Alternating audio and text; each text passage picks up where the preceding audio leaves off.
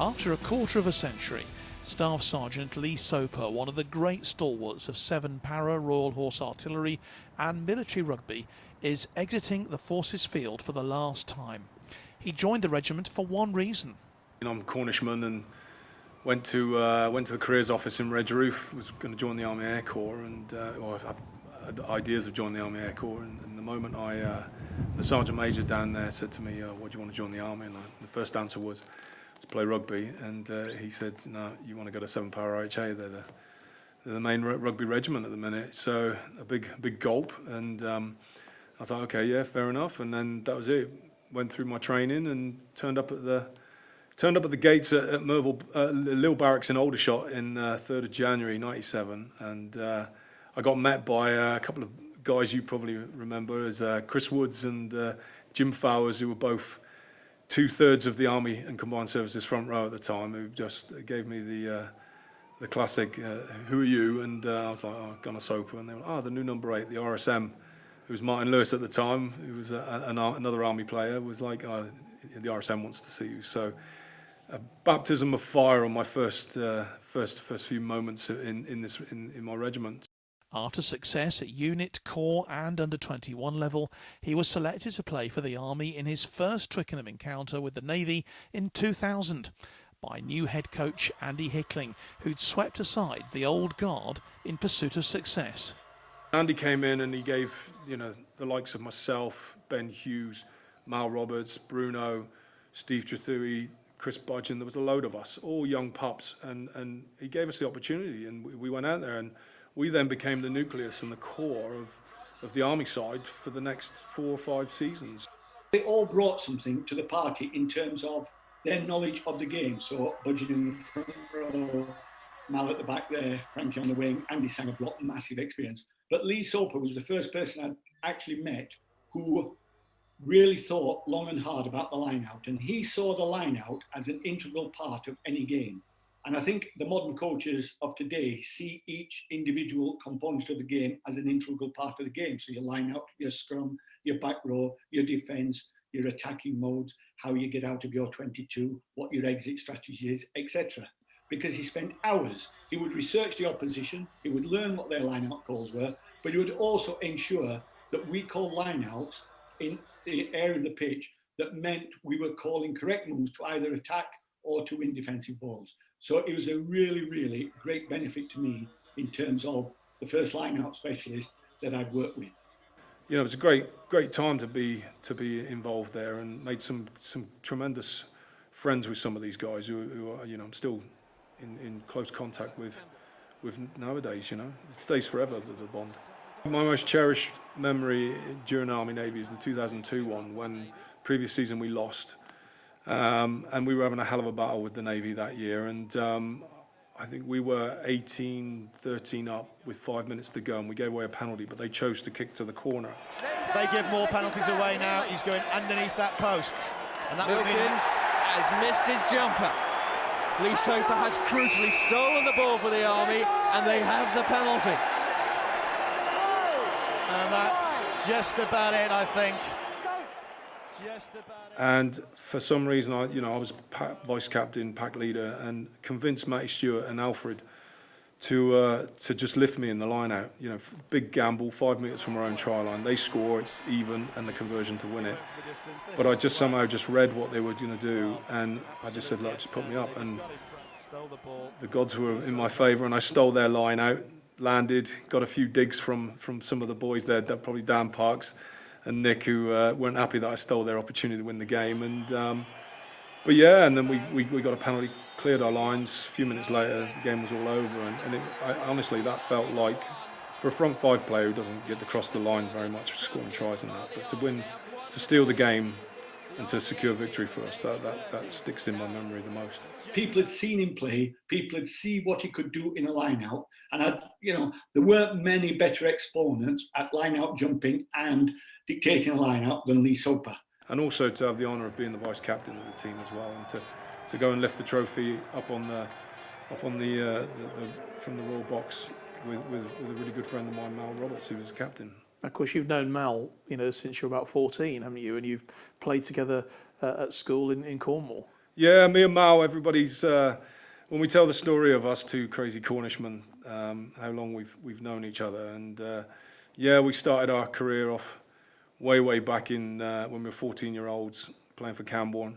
Say Lee was always kind of a little bit like he is now, really, a little bit mischievous, a little bit, yeah, I suppose he's not really grown much since then. He was kind of similar sort of size then as he is now. So yeah, he was kind of, he was always centre of attention. He was always destined to kind of go and play rugby in a semi-professional stroke professional way. He was way he conducted himself on the pitch, even back then, you know, he had clear potential. But like I said, he was still his mischievous self and always had to be centre of attention. So he'd always play up to make sure that he was noticed. But that's Lee. That's Lee. We didn't see each other for ages, and it was the Royal Artillery Cup final that Mal was.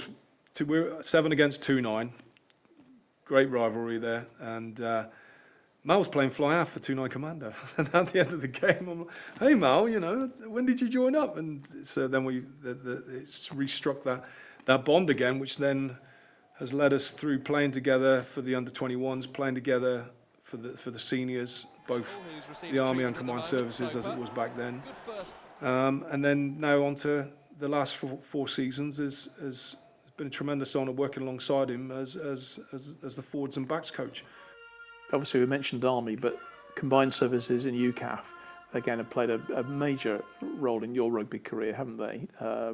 As has professional rugby as well with Harlequins. But, you know, with Combined Services, you know, you played the matches against the Barbarians, which are, you know, they're huge events to look back on. Yeah, I mean, I think when you come up through the ranks, and the 7 is so rich in rugby history, that we've always had a massive pedigree in Army players and Combined Services players throughout the years. And when I joined, there was the likes of Andy Dorling and Rory Greensail-Jones both playing for the Combined Services, and then to actually have the honour of being selected to play and wear that distinguished badge, is you know, a massive part of what I'm proud of. Those fixtures were just, well, the pinnacle of military sport. You know, tri-service going in with your RAF and Navy counterparts was something special. It was good to get out of your single service environment and test yourself in a different environment. And you know, Lee fitted into that environment as he did into the Army environment, as he did into county, as he did into Premiership rugby. You know, he is, like I say, he's always a life and soul. He always goes out of his way to make other people feel welcome, and you know, in that environment, you kind of need your big game players to step up for the plate. And you know, Lee's attributes are clearly very good at set piece and the line out and stuff, very athletic. And you know, in some of those fixtures for the Combined Service against the Barbarians, it was evident, even against, you know, Premiership players, international players. Lee was at the line-out time. He was definitely holding his own. So Lee, here we are in F Battery, the gun park here, where obviously the maintenance is done on these big boys here. But this is a place that has got a lot of very special memories for you, hasn't it? Because of the amount of time that you spent here in F Battery. Yeah. So when I joined the regiment in '97, I was put into F Battery, and the first 16 years of my time in the regiment were in F Battery, and in that time I've been to Bosnia and fought in the Iraq War in 2003 in F Battery, and then 2 tours of Afghanistan as well under the battery flag. So yeah, F Battery definitely does have a place in my heart, you know, which will live there for a long time. And special memories as well, just looking, you know, across here, the places that you were, the signs, and obviously the photos as well, the memories that have been collected. And sort of just looking on the photo wall behind you there, obviously a man that has, Ben Parkinson, who I know is, you know, greatly admired and loved by everybody in the battery and indeed in the regiment. Yeah, I mean, you can see with the signs, it's just a bit of a tradition that wherever we go, we find our artist in the battery, and he comes up with a set of wings, and then it becomes our kind of like our dress, really. Ben's got a big place here in the regiment and also in the battery, because Ben was on my gun when we were in Iraq in 2003, and he was a young gunner then, and he came up up to Lance Bombardier, and then tragically was involved in the incident in Herat in Afghanistan in 2006. So, but he's a national hero. The work he's done for charity and everything. He's an amazing guy, absolute amazing guy, one of my heroes. Lee served with distinction on tours in the Balkans, Iraq and Afghanistan, part of his 16 years with F Battery, losing friends and colleagues on the battlefield. After retiring from playing, Lee turned to coaching, learning his trade from men he'd played the game with. There is the obvious rugby qualities that he brings to the environment. And even though he may appear to be slightly, he's always got a jokey demeanour, he's always appeared to have a bit of a crack, but actually underneath that is an intense professionalism around his trade of rugby, if you like. His skills in as a player and then as a coach in developing, particularly the forwards, particularly the line-out forwards, which was obviously his expertise as a player. Up there with the best.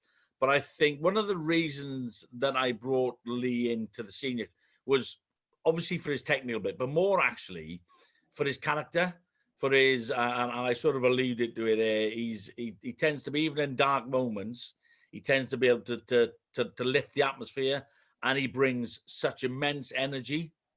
The people that I've mentioned before, those who've gone on to coach, you could see straight away. I mean, I could see that Lee Soper could always be a really good line-out coach. He could have stopped playing when I was coaching him as a youngster and be my line-out coach. Especially around the Army under-23s, where he was able to take a young group of players and mould them, of which a couple of them now have shone in the Premiership over the last couple of years. In 2019, the International Defence Rugby competition came round, the aim to beat the victorious Fijian forces of 4 years earlier. The not altogether popular decision was taken to send a UK Armed Forces team to Japan rather than 3 single service squads, and Lee was asked to bring them together as head coach. He's just a natural leader, both on and off the field in everything that he does. And that transfers with that passion. He's able to put it across to the players in such a way that they believe in that passion. He's like the Pied Piper. He plays his tune and people want to follow him. The day when Doc gave me the call and I was down to visit my dad in Cornwall and, accepted the challenge and the job. I just thought about it for a few days after the panic set died off, because you think, can I do this job and stuff like that. But then the tasks, the challenges again, like I said, went through my mind were, right, I'm going to throw out the book of what they say, equal amount of players from all 3 services, and I want the best players. I want the best players who have been performing, and that's what I looked. Not only was I doing my job as a forwards coach for the Army, but I was also looking at the other players who would fit into what I was trying to build to take a team to Japan, and the players were outstanding. I mean, to come together for one training session, when I say training session, for a training camp of a few days in Portsmouth, and then the next time we see each other was literally the night before we flew out to Japan, and the way they performed on and off the field over in Japan was a credit to every single one of them. I'm very proud of getting to know the guys from the other services who you just briefly see, and you do analyse on them and stuff like that, and you shake hands with them after the match, but in the inter-services. But to actually be part of getting to know them personally, understanding what makes them tick and stuff was tremendous. His character is really one that installs a lot of discipline. He's one guy that you don't really want to mess about with or mess about in training. And you probably saw that yourself when we went through the phases of play out in Japan, whether that was on the field, on a rugby pitch, or as it was, we picked up and put a few jumpers down as goalposts and did it on a local park. Everybody listened to what he had to say and then went on and executed the game plan. when he got the UCAF job, I mean, I suppose some people raised a few eyebrows because he was relatively still junior in his coaching progression. But actually, I think it was quite an astute move, because what you needed to do with that tournament, and as you touched on, Lee was able to do, you needed to get them together pretty quickly. Because unlike a remembrance game where you at best you meet on a Sunday, you probably play a Tuesday or Wednesday night. So to try and gel as a squad is almost impossible. So you just got to try and get the nuts and bolts around the game. Whereas what Lee was able to do, and we actually had lots of conversations prior to the tournament, because even though I disagreed with the decision of UCAF going, because I felt all the services should have gone, what I did want was for Lee and the boys to do well. So we had lots of conversations about how to bring the squad together, how to approach the tournament, and as Lee always is, he listens, he takes what he wants to take. He will comfortably disagree with you, which is perfectly fine. And again, I know they fell slightly short in the final hurdle, but I think they were a credit to Lee, the players especially. And I spoke to boys that were on the trip, and he did a great job out there.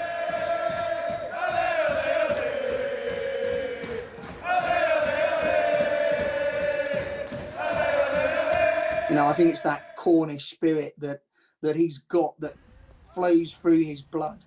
That it's all about what you've got on your chest and being proud of what you've got on your chest, and being proud of the other players that are around you and on the park when you go into battle. So for me, his biggest attribute as a player, as a coach, as a director, and as a friend is his passion for rugby. I've only looked back at the final, which we were all very disappointed at losing, because we really did think we could stand a chance of winning, and it was just two errors which cost us the 12 points, it just adds to how proud I was of how they performed over there, and I got to say, not just the players but my management team as well. They were outstanding how hard they worked and committed to it. For Lee now, with the strength of the other two services, both the Navy and the RAF, it's the side selected was a real nice blend in terms from the outside looking in terms of Navy, Army and RAF personnel within that. But then what you've got as a head coach is a massive headache, because you've got all the three services, individuals that perhaps have their own little unique way of doing things. You've then got to congeal them all together and actually say, this is what we're going to do, this is how we're going to deliver it. And the beauty is with UCAF that you've got some extremely talented players that play high level week in, week out, and they have their ideas. And I think that the hardest thing as a head coach is to try to install that this is how we're doing it. You kind of need to be a bit work together with the players and tease bits and pieces out of them and then come up with a plan together. And I think Lee done that, and like you said, you got to the final in Japan, which can be a success, but knowing Lee, you won't be happy with that. Want to have gone on and won it, knowing the person that he is. But there's bits and pieces of adversity had to come over with the condition of the pitch, with the post blowing down. You had the hurricane. There was all sorts of bits and pieces that, as a head coach, was almost a recipe for a disaster. But luckily, Lee rose above that and delivered. From battles on the rugby pitch to the major operations involving British forces over the past quarter of a century, it's always been 7 para RHA for Staff Sergeant Soper. Some other guys move about, but because of the rugby, I've stayed here and I made that decision. I had my sabbaticals playing professional rugby for Worcester and Harlequins, and it was the regiment which supported me.